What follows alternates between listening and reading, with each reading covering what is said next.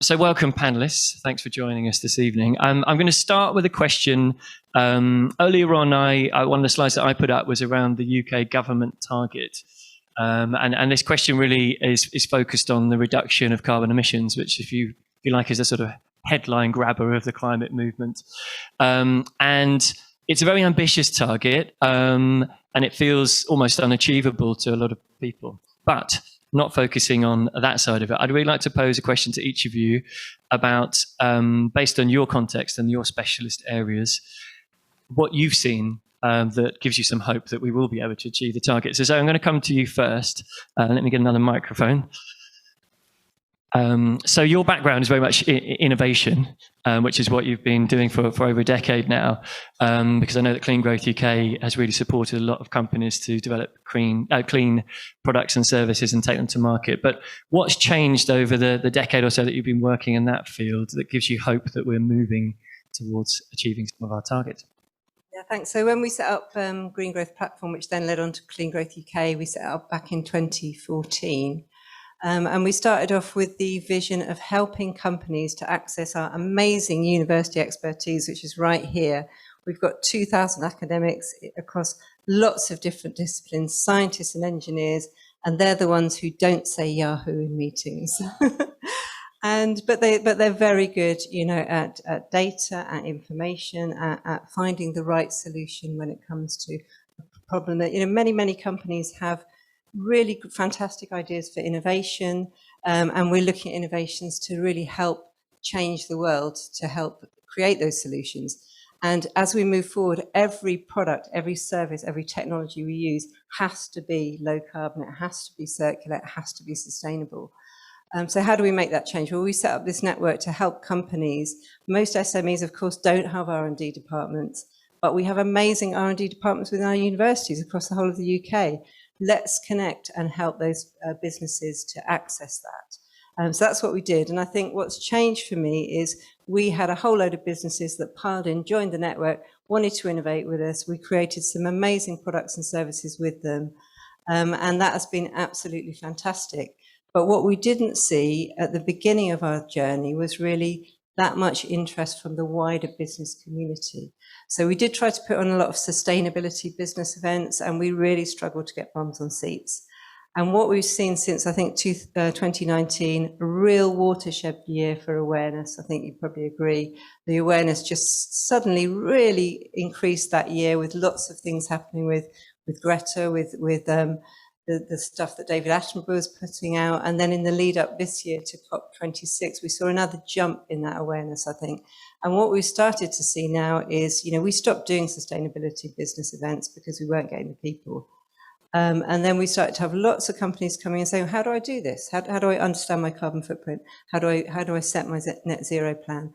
And then we became a bit inundated by companies, but also local authorities coming to us saying, we've set net zero targets, we have no idea how to actually achieve them. So we thought, well, we can't provide consultancy one-to-one to these businesses. We've got to set a way of doing this in a mass way. So over the past sort of 6 months, we've been working on a new service that we're going to launch, which is, we're launching at the moment, 0360. So we've created a carbon calculator tool for SMEs and a series of workshops.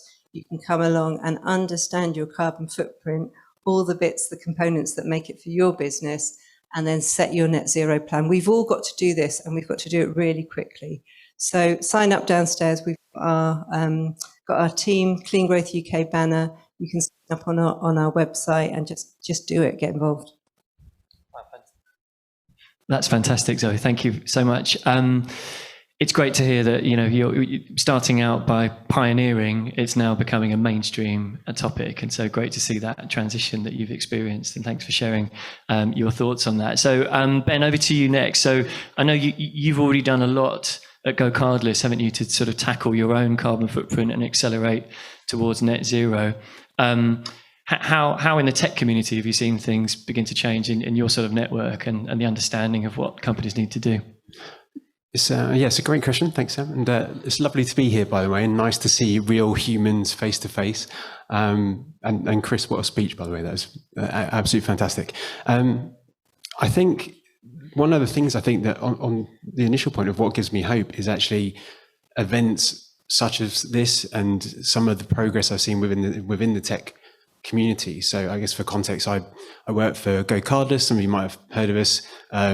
I hadn't prior to joining GoCardless, but most people I speak to, they go, oh yeah, I use GoCardless for my daughter's ballet or my son's football and things like that, which is great. But we were one of the co-founders of Tech Zero, which is that little square in the bottom there, which is around sort of 300 businesses, tech businesses from SMEs up to big corporates like ourselves, all working together in a very, very collaborative manner to tackle climate change. And I think the wider context is, I think, the IPCC report, try to avoid jargon, the Intergovernmental Panel on Climate Change showed that we've actually got 3 years to reach what's known as peak emissions, so by 2025. So the need for climate action amongst governments and businesses and us as humans is really, really important. And I think that collaboration piece is so important because as businesses, no matter how big or small you are, we are all interconnected. So we're interconnected with each other. So you'll have supply chains, you'll have employees, you'll have customers,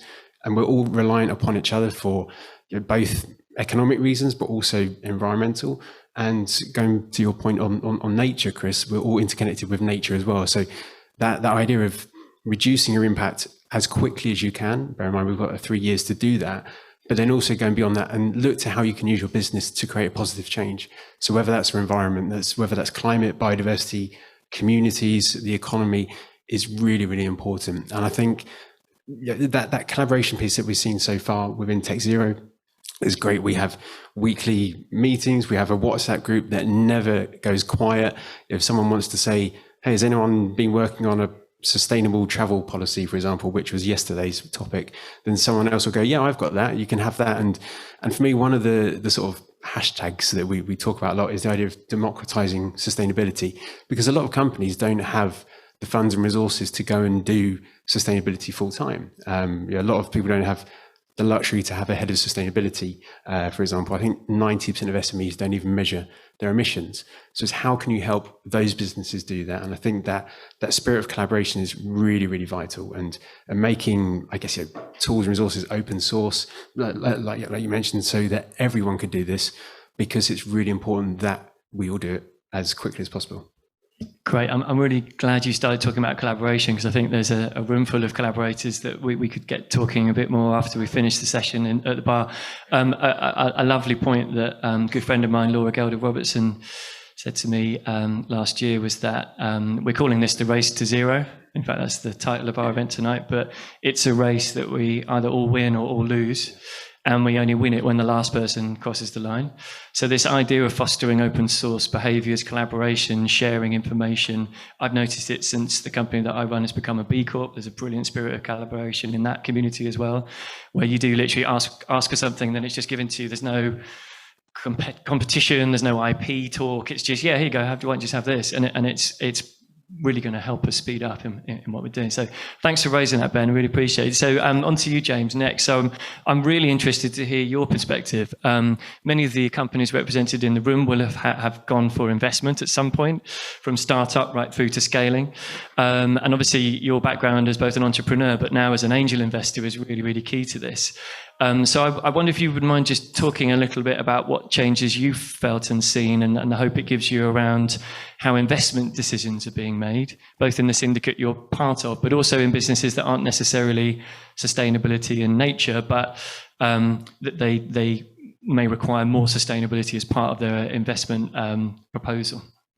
Okay, so I'm an investor in Green Angel Syndicate. Green Angel Syndicate is a network of 320 investors, totally focused on green issues, particularly around climate change.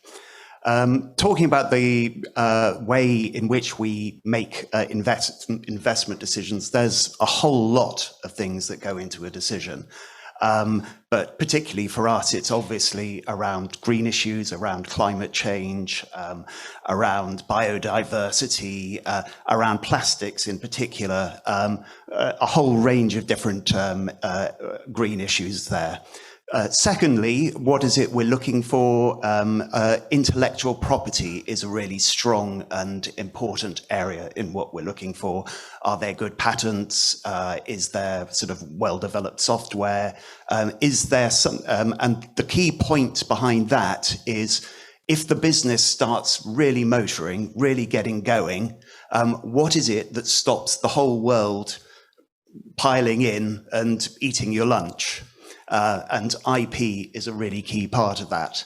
The third thing is team. And if you were recruiting for this company, would you hire the people who are in front of you as entrepreneurs?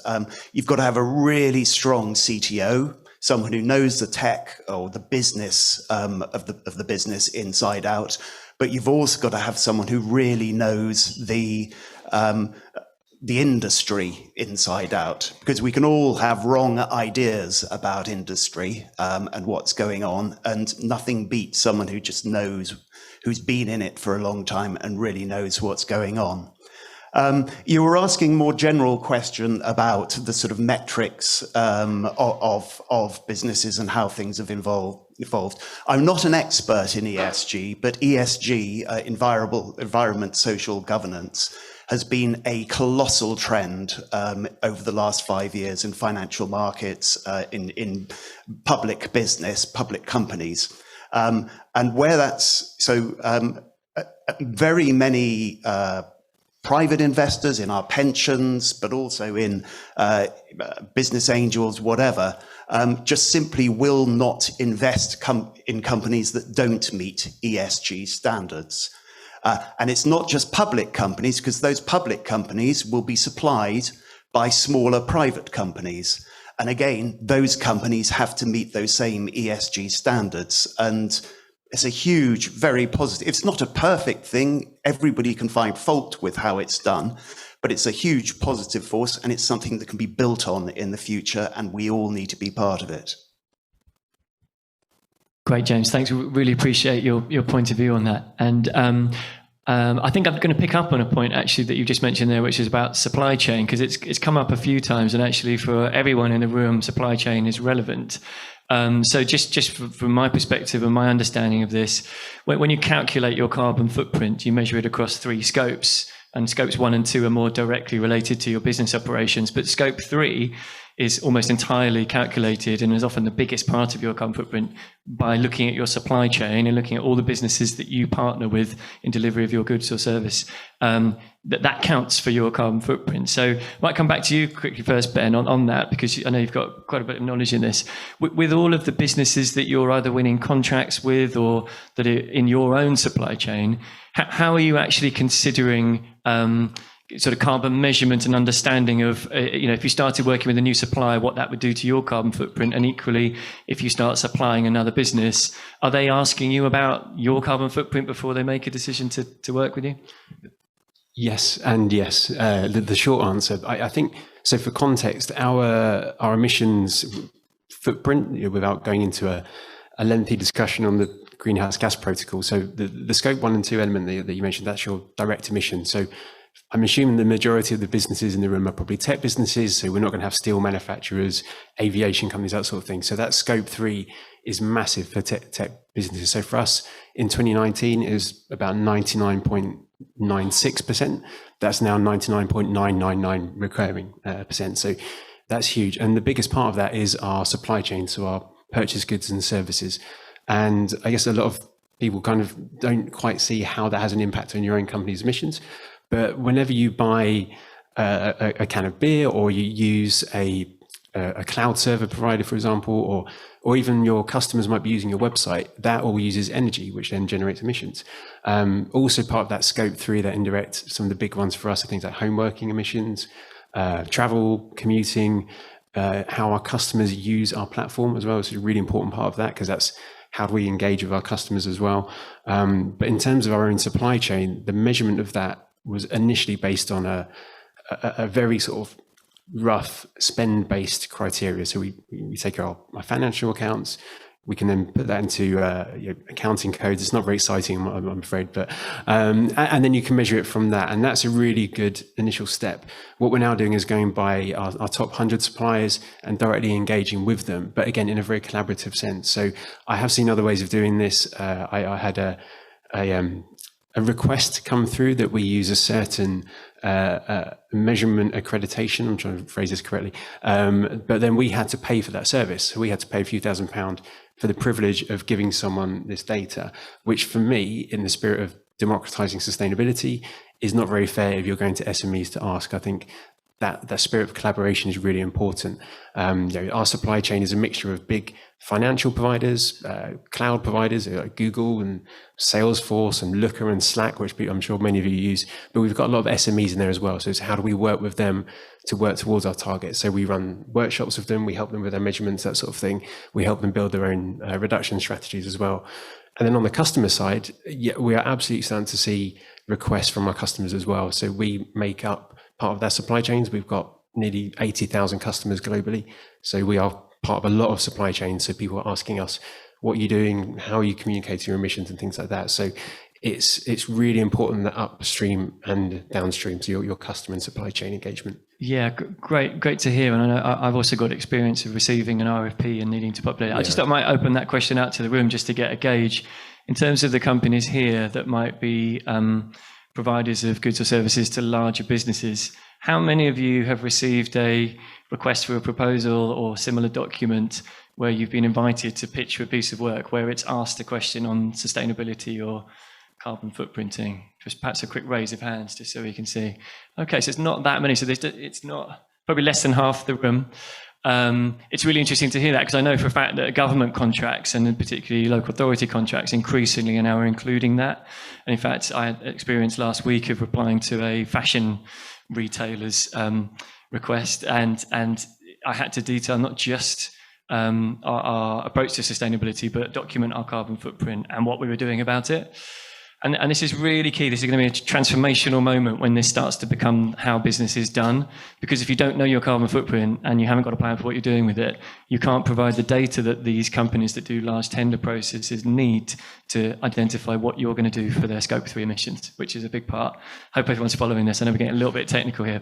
Let's come back up a level, and Zoe, I might come back to you this time. So I guess you've really on the front line and seen the opportunity of what clean and green products and services can do. So can you articulate for everyone sort of why is it in anyone's interest, if saving the planet isn't your driver here, but business growth is, what is sustainability? What potential does it have to really help your business to take products to markets from your experience at Clean Growth UK? Yeah, I mean, there's the obvious thing of saving money. If you're saving energy, particularly now with huge energy costs, you're saving money, that's a no-brainer. But I think, what we've talked about in terms of customers, that is just becoming increasingly important, because when I spoke about those watershed moments in 2019 and during COP26 last year, this growing awareness is just going to build and build, because we're coming closer and closer to the cliff edge, which is frightening. Very, very quickly. And I think that awareness is going right across the world, from the government setting this requirement for large contract providers to have a net zero plan. As I said, we're getting a lot of requests now from local authorities for help with how do we get to our net zero goal in 2040 or 2035 or whatever it is. They will have to start looking very closely at their supply chains. So all that pressure is going to start coming down from your business to business customers, but also from the general public, normal consumers, because that awareness is just building and building. So I think it's about satisfying the customers, but also staff, because we know that skills are in incredibly short supply at the moment, and recruitment's very difficult. Younger people particularly are increasingly looking for employers who have got sustainability and social credentials. So how are you going to have that supply of great skilled people? You need to really put your money where your mouth is in terms of sustainability. And then I think finally it's about innovation. And of course I would say that, but that is a huge growth in market for the products. What services are you going to be selling in 5 years' time, 10 years' time? Well, they're going to have to be green. So there's a huge opportunity for you there to transform your models. And it's not just about developing new products or services, it's about your business processes. And it's about your business models. So can you have a circular business model? And I think in 5 to 10 years' time, if you're not doing that, you're going to be a dinosaur and you're going to lose business, and nobody wants that. A point well made. Yeah, I mean, I've heard a lot of reference points going back to the digital transformation that we've lived through in the last sort of 30 years or so, about those companies that didn't adopt digital practice early on. I mean, some of them are still catching up now, and low carbon for me seems like a nice comparison to that. It's sort of, if you're not able to prove your sustainability, then how are you going to survive the next 20 years? Just on that point, though, I know there's a lot of companies quite fearful about greenwashing and talking too much or talking up or over claiming. And the converse of that I heard recently is something called green hushing, where companies that are actually doing really good just don't bother mentioning it. James, I'll come back to you on this one, because obviously you're looking to back businesses, and you're looking for not just great entrepreneurial teams and the skills and IP that you mentioned before, but also credible claims for having impact. I wonder if you could speak a little bit to that in terms of how can you tell the real impactors versus the perhaps overclaimers, and what advice would you give to businesses to make sure they stay on the right side of that? Well, I think when we think of ourselves as individuals,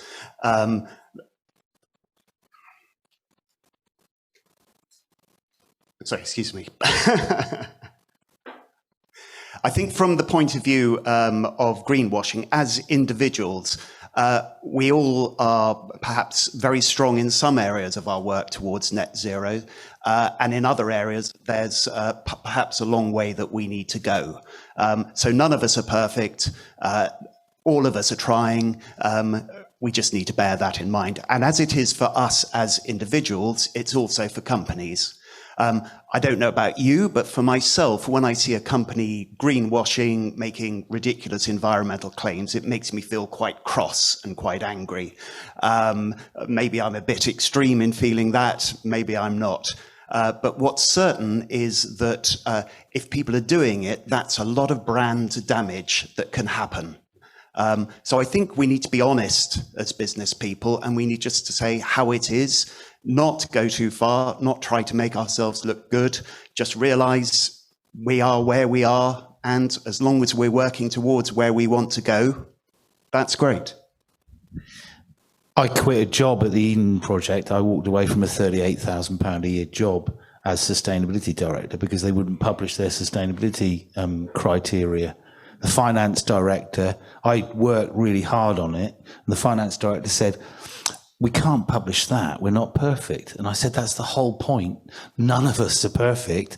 We need to, baseline it, make an action plan and start going forwards. And he said, we're not doing that, Chris, get over it. And I said, see you later, and walked out on a really good job. So I think that kind of backs up a little bit what you're saying. I mean, I was able to do that because I didn't have a family, but Yeah, Zoe, you're going to come in here. Yeah, I mean, I think that's where data does come in, because, I'm the same as you. When I saw one the other day, I won't mention the company, but, they were importing their product from China, and I thought, well, that's not sustainable. We've got this product locally. Why the hell are you doing that? So, it really makes me cross. And I think you need to back up those claims. And how can you do that? Well, you need the data, you need the baseline. And that's where our wonderful universities can come in to help you with that testing, help you with that validation. And you can say, well, I'm not saying this, but a third party, university trusted partner has said that. And I think I would always look for those credentials, and it's so easy now, isn't it, to Google and find out. So you better have that, otherwise you're going to look pretty bad, I think. And so in summary, because I'm going to move the conversation, it's sort of start doing the right things, but approach with caution how you communicate them, but be open that you're not getting everything right now. You're working hard to get there, and there's areas of improvement. I do love reading those sustainability reports that say, these are the bits we're really proud of and we're doing now. This is the stuff we haven't got to yet, but we're telling you about it. We're working on it. check back in 2 years and we'll be there kind of thing. I think that's a really honest, open, genuine approach to all of this, because everyone's struggling with the same things, and I definitely encourage you into that. So I'm really keen to open up for questions very soon, but just before we do so, I'd like to have a couple more questions. Well, one is more personal for each of you, because you're all passionate about taking climate action. You've obviously devoted much of your careers and thinking and time to this subject. I know from my experience that it took a bit of a sort of moment. I can picture the moment myself. I was at my daughter's school play, and one of her 8-year-old peers gave an African proverb which was about climate change, which I won't retell now. She did a great job of it. I won't do. But it hit me between the eyes as a parent sat in the audience. Oh my God, I need to be doing more, and I need to be doing a lot more, and I need to not just be doing more by recycling plastic at home. I need to take my business on this journey as well. That was my wake-up moment. Do each of you have anything like that? Because what the thing about taking climate action is we have a lot of the solutions, but it's will that we need. We need someone at the top of wherever they are to say, we are going to do this. Did you have any kind of moment or period of your life where you suddenly said, that's my light bulb, it's all about environment now, I'm really going to take this on? Should we just go around in this order? Zoe, do you want to go first? Yeah, I mean, mine makes me look very old because it was back in 1987, 1988 when I was a student, and I studied development studies at the University of East Anglia, and a lot of my co-students were from developing countries, and I became extremely aware, one, how lucky we are, but also how fragile the world is in terms of poverty. And there's been an amazing movement of the world, people being moved out of poverty in Africa and in China over the past sort of 20, 30 years, which has been a wonderful story for humanity. We can reverse that very, very easily, and we are about to start reversing that very, very easily with climate change, when parts of the world become unlivable, and when populations descend into poverty again, and then start conflict and start migration, which will affect us. The fact that we're creating this problem and we're the ones that are actually much more insulated from it has always just made me feel that this is incredibly wrong, and we need to change. We need to do something about it. Yeah, great. Fantastic. Ben, how about you? Yeah, and I completely agree with your point there, Bobby. The people least responsible for climate change are the most at risk, and I think that ties into things like diversity, inclusion, equality. It's such a climate change isn't only an environmental issue; it's a social issue as well, which I think is really, really important. But for me, I guess that eureka moment, if that's the right phrase, was so when my daughter was born, which is probably a little bit cliched, but I think I was working in the space sector at the time, which was pretty cool. I was looking at satellites and rockets and things like that. But then when my daughter was born, I thought, you can see what's going on around you. And my thought was, from now on, I just want to do everything I can every hour of the day to try and leave a better world for well, at the time it was for future generations, but it's actually for us now. It's happening right now, and we need to do everything we can with literally every waking minute, hence the bags under my eyes most of the time, to do all we can to solve this. And I'm optimistic we will, but it's a huge amount of work to do. It's amazing. I really empathise with your point there that I mentioned at the start of it. There's a blind spot in humanity, which is long-term planning and thinking. Our profit targets, our election cycles, everything is geared towards short-termism. But that generational moment, having a child or at least engaging with the future generation on some level is a pretty great reveal for that blind spot. So I completely get that. How about you, James? I mean, you ran a successful business for 20 plus years, and at that time, were you thinking about environment, or is this a more recent kind of move for you? Well, I mean, it goes way back, similar sort of time as Zoe. When I was 14, I remember I'm just a geek at heart, really. And I remember being fascinated by renewable energy and solar cells and things like that. So that's always been part of who I am and what I'm interested in. You had 2006, you had the Al Gore Inconvenient Truth. And that was a movie that actually really, it took a few years to process what that movie was talking about, but a really key wake up, I think, for me. And then Manktelow, I'm really proud of what we achieved with Manktelow in the management and the leadership space. And it was fundamentally all about helping people be happy at work.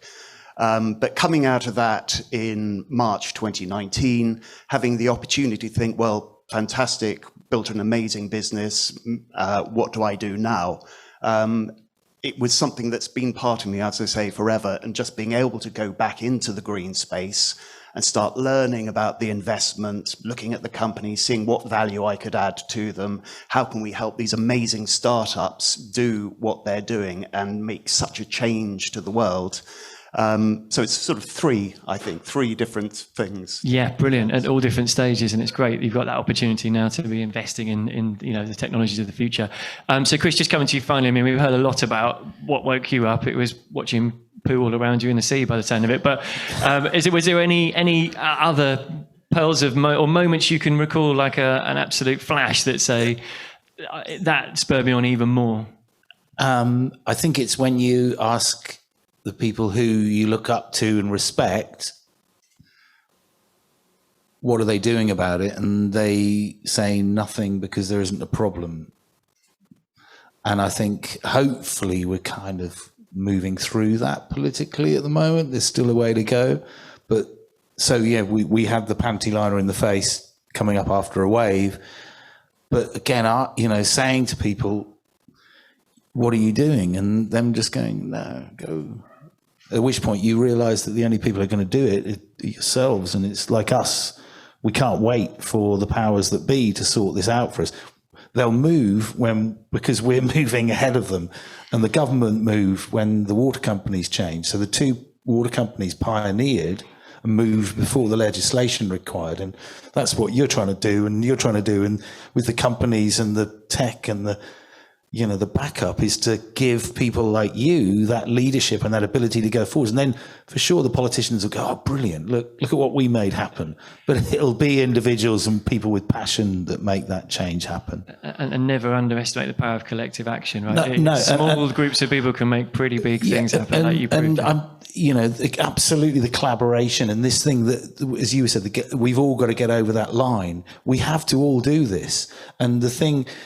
So a slight challenge, the IP, how do you share that IP though as well? How do you share your team? Because those are the bits, and we need to be team planet, not team individual profit. Great, yeah, a point well made. So just for the last sort of 10, 15 minutes, we're going to open the floor up to questions now. So we can direct them at a panelist individually, or we can process the question and then we'll find out who's best to answer. We're going to pass a mic over to Grace. Do you want to take this one? Which one? That's okay. Yeah. I'll have that. Just so we can hear the questions better, and particularly for the audience online as well. So I'm going to start with the front row. So gentlemen here, you had your hand up very early on. I'm so sorry. I'm so sorry. Yes, Thanks Matt. very much. Yes. Totally appreciate the thrust of the conversation tonight, all about carbon, which is fantastic, and I applaud that. But where I get really nervous about the carbon debate is the fact that it's only one of a number of terrestrial cycles that are affected by anthropogenic change. So the nitrogen cycle is in trouble, the sulfur cycle is in trouble, phosphorus and water. And our big concern as a business is that the carbon debate is going to obscure those other challenges, and I wonder if the panel has a view on that, on how we should educate and take that forward. It's a great question, and there's a brilliant visual that many of us may have seen on LinkedIn that's been doing the rounds recently, which has got that kind of myopic head pointing at carbon and then all these other factors around climate change spiraling around the picture. And biodiversity actually is one of the big ones. Given we're talking here about considering nature, for Chris, you might be most qualified to give your point of view on this. So I'm sharing a mic now, so I'm going to pass this over to you. In terms of tackling all of those other areas of climate change, and also communicating the need to, rather than just this net zero myopic view, in a concise way, how do we solve that one? You're absolutely right, and I know a massive, great organisation who are tackling that themselves, because and I guess it's kind of, we know what we've got to do with carbon, so we've got to have these other conversations about it. And you're right, we've just got to adopt ourselves as, team Earth lovers on all aspects, and we've got to learn about all those aspects, and we've got to set up task force to go and do it. So your next events, like how do you truly green and extend your, biodiversity here in Brighton? How do you do that? How do you make sure that hedgehogs live as well? And the carp, but as you say, water's massive one coming down the line, and water will drive war. The water will drive war before carbon does. Water scarcity. Yeah, sure. And I think so, Matt, that was a really, really good question. And I think this is something that I tend to bang on a lot about when we're talking about climate and tech talks and things like that, because you're absolutely right. There is that, I think the phrase was carbon tunnel syndrome, I think recently. So I think if you're going to be looking at climate action as a business, you've got to make sure you're looking at all the greenhouse gases. So when you're reporting, you're measuring, again, probably many of us aren't going to have methane emissions per se. I could probably make some jokes on that, but I won't. But so that's really important. But I think your point on nature and biodiversity is so important, as well as everything else on well-being, diversity and inclusion and things like that. But the valuing of nature is so important. And actually before COP26, there was COP15 for nature, where one of the key highlights was that climate action can't be taken to the negative effect of biodiversity in communities. So if you're talking about tree planting, which is sometimes a little bit cliched, you see the picture of a CEO with a shovel next to a tree, for example. It's really important that if you're doing that sort of thing, what's the impact on nature and biodiversity and communities as well? Because you could go and plant some trees because it might absorb some carbon in the long term, but you might disrupt an ecosystem that has a negative impact on food stocks and things like that. So it's really important that it's considered in that whole life cycle. But then also considering the value nature gives to us. So bees are a prime example, but if you think about whales as in the marine animal, not the country. So a whale in its lifetime absorbs 22 tons of carbon, but then through its process, which is basically poop, Chris, just to tie that, through that process, they then boost phytoplankton, which absorbs 40% of our carbon and produces 50% of our oxygen, which is massively important. And obviously whale stocks have been depleted by about 95% through whaling. So if you can value nature and people understand the interconnectivity between nature and climate, and also the interrelation between climate and plastics, because plastics are made from fossil fuels, equivalent emissions of 220 coal power stations each year. It's really important to understand that whole life cycle. But in the initial context, we've got 3 years to reduce emissions. So that's why carbon is probably the easiest thing to communicate initially. And then once people do that, then you can start with all of that other stuff. And I'm conscious that was a lot of talking, so I'm going to stop there. That's fine. Cool. Yeah. I just quickly point out, so the organisation I run, Low Carbon Leaders, the logo up there demonstrates the answer to your question a little. So we've in our company, we've dispensed with the idea of net zero completely, which I know goes against the title of this evening, so sorry about that. But it's how much can you reduce your carbon impact is just one side of the balance, but also how much can you restore nature? Somewhere in amongst that is zero, but go way past zero, forget zero, just do the most you can in both those areas. You should end up in a positive position, a net positive position. And actually, that's the scale of ambition we need. Net zero is another way of saying not doing bad. Oh my God, when did we get to the point where that was the kind of belief we all had? Let's just not be really crap anymore. No, you've got to go way past that. So, net zero is great because it's become a measurable thing, but we should be dispensing with it as quickly as possible once we get to that stage. There we go, said my piece. Lady at the front row here had a question too. Hi, I'm Mo from Watch the Space, and my question is a bit two-part. So firstly, the message about data really resonated with me, that you've got to report on it. If it's bad, that's kind of the point, because you can't drive change from that. And it's very similar with diversity data as well. So it's something I very much believe in. But as a small business, what's the best step for us to do? Because it sounds like a really appealing thing to become a B Corp.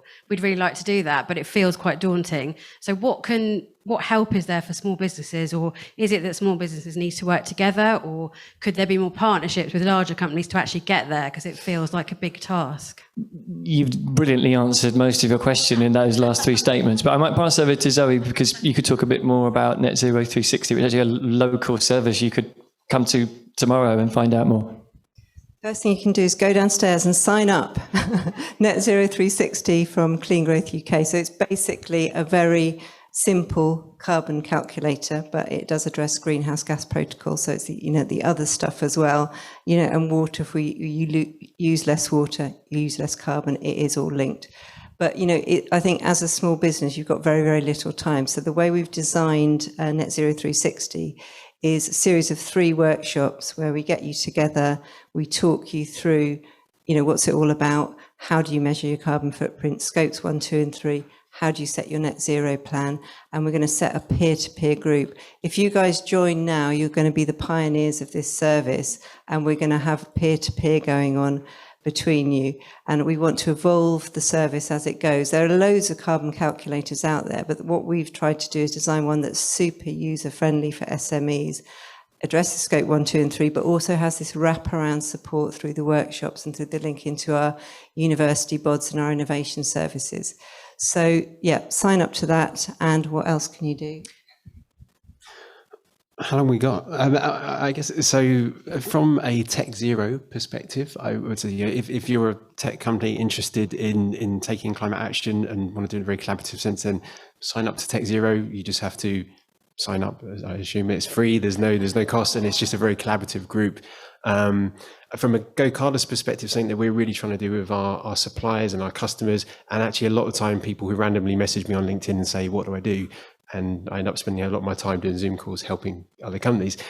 We've got on our sustainability hub a free to use calculator, the same sort of thing. We've got our net zero action plan, which is free to use, free to download, and you can plagiarize, which I highly advocate, because if everyone plagiarized it, then there'll be a lot of decarbonisation, which would be great. So you can go to gocardless.com/sustainability and download that now. Things as a business you could do straight away, get your scope 1 and 2, so those direct emissions, down as quickly as possible, because that's the most important thing.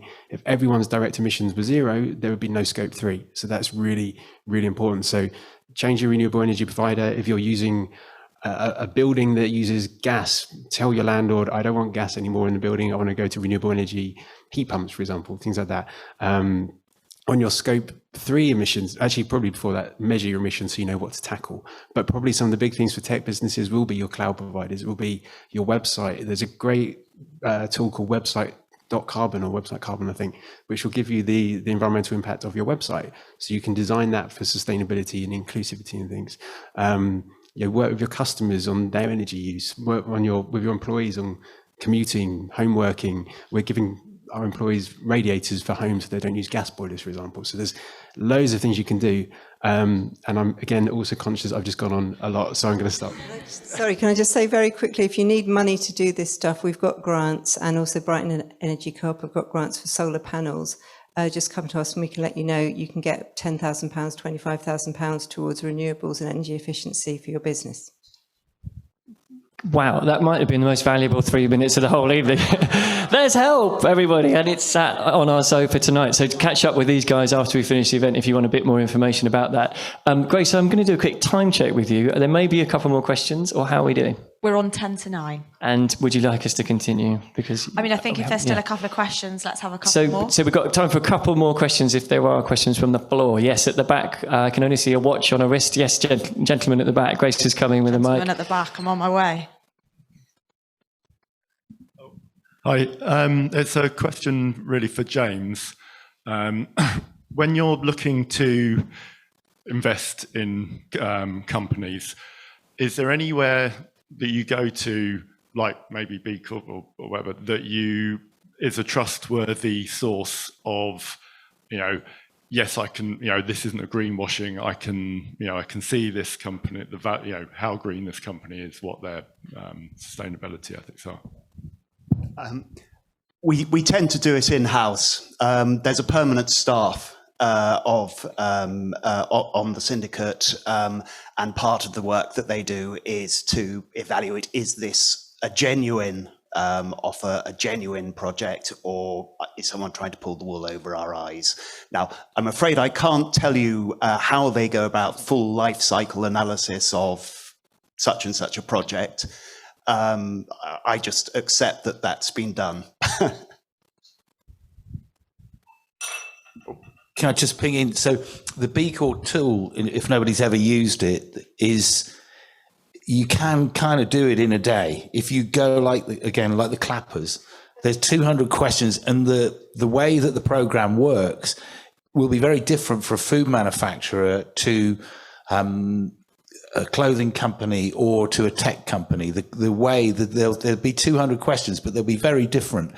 And again, what it does, it answers your question a bit, because each one, it tells you why it's asking you that question. So it'll say, do you have a biodiversity policy?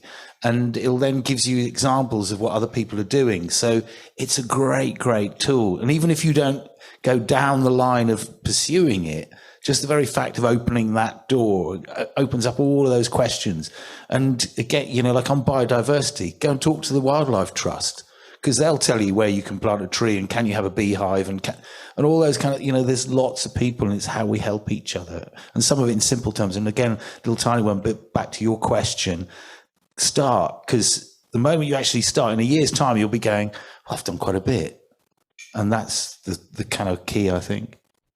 Just a quick one on the B Corp piece as well. I'm just going to give a shout out to Projects, which is another co-working space in Brighton, but they offer free B Corp clinic sessions. So you can speak to a really, really credible and inspiring and very junior, amazing person who, can give you free advice on what to do.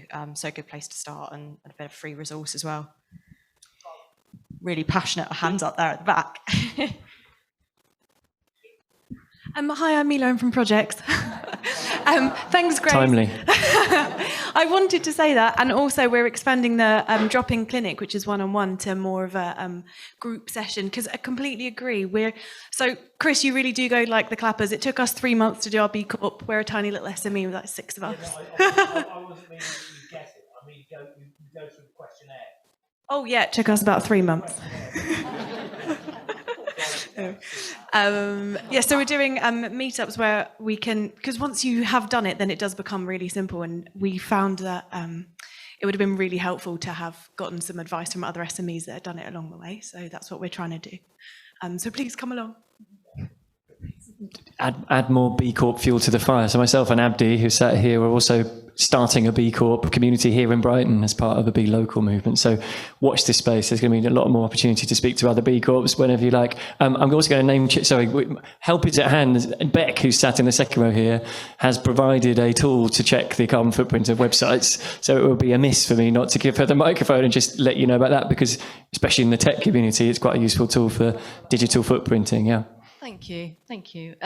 So we have a kind of green platform for websites, and Sam and I talk quite a lot, and I kind of flip-flop between feeling really great about the environment and thinking, actually I should just stop doing this, because actually the websites aren't good for the environment at all. But we have to have these alternatives that enable people to do business and communicate and, and get together and talk and all the kinds of things that we all need to do as businesses, and doing those in a green kind of way.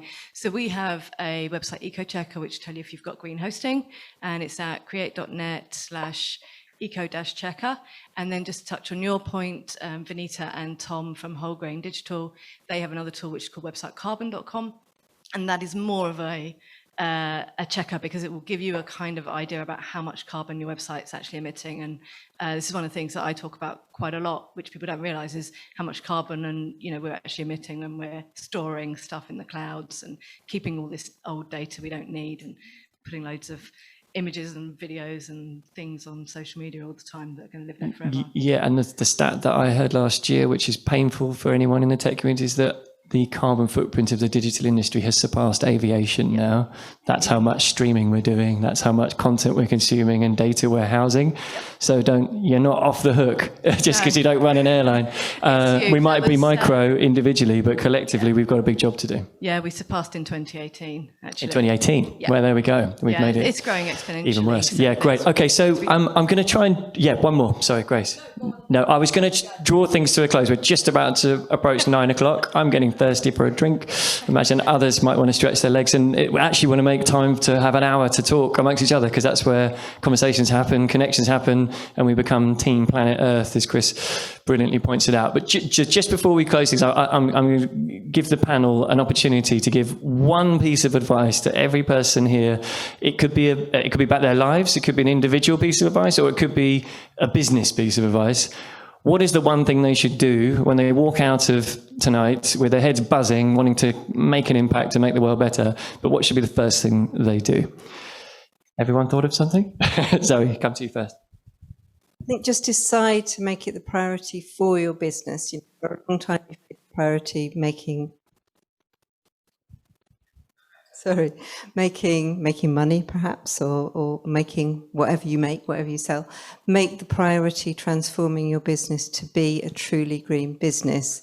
And you need to do that with your people, and you need to get your senior people, your board, your finance director, and just make it really run through your DNA. I would probably say, I guess following on from the greenwashing debate, is that don't let the perfect get in the way of the good. So don't be worried about making mistakes. I think mistakes are really important to make, because then you learn from them, but also be clear on what you're communicating. So if you are talking about your climate impact, make sure you're communicating and what you're doing. So don't be afraid to make that first step. Actually, we talk about tomorrow as, tomorrow 2028, literally tomorrow, go and do something as a business. Everyone can. And don't be afraid to make that first step. And then kind of point number 2, but look how, one, as a business, you can reduce your own impact initially, because you get your own house in order first.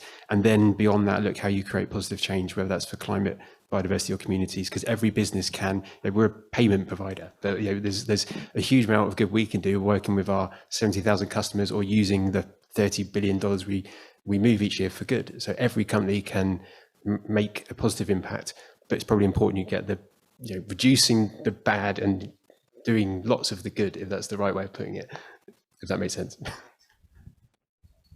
I think one of the things I most liked about the sort of Manktelow's time was Zoe mentioned people on the executive team being totally committed to moving things forward, but also empowering people at quite a junior level in the organisation. We set up an eco squad of people, self-selected, self-managed, working things through for themselves, small budget to make changes what they wanted, but also the ability to refer to the board, ideas to be taken on a whole organisation level.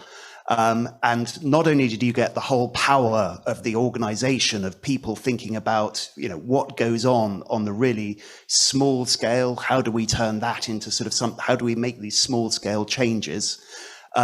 It all builds, and it's great for people's leadership skills, for encouraging them to take a sense of responsibility. So if I could encourage that as an approach.